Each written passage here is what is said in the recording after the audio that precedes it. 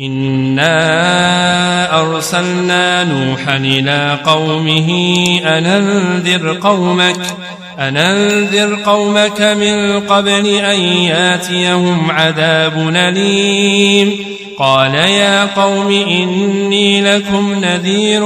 مبين أن اعبدوا الله واتقوه وأطيعون يغفر لكم من ذنوبكم ويوخركم إلى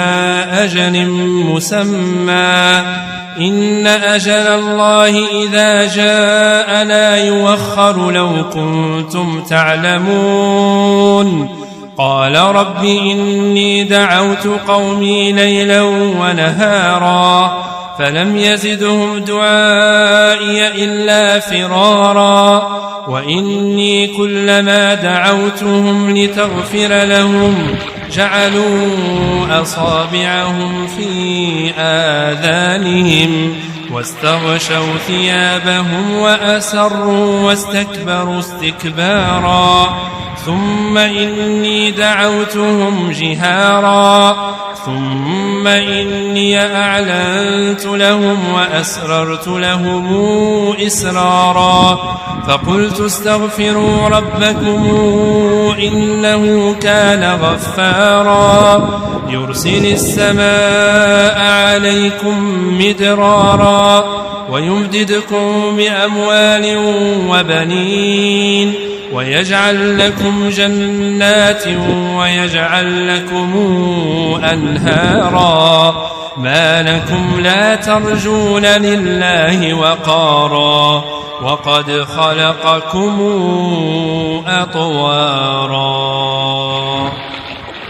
ما لكم لا ترجون لله وقارا وقد خلقكم أطوارا ألم تروا كيف خلق الله 7 سماوات طباقا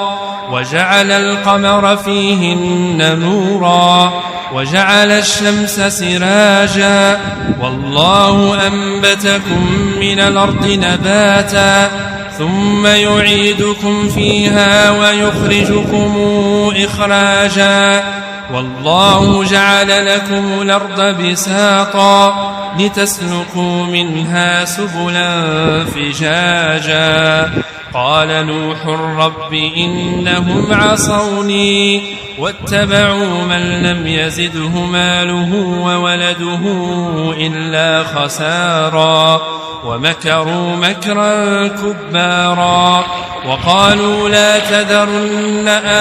آلهتكم ولا تذرن ودا ولا سواعا ولا يغوث ويعوق ونسرا وقد ضلوا كثيرا ولا تزد الظالمين إلا ضلالا مما خطيئاتهم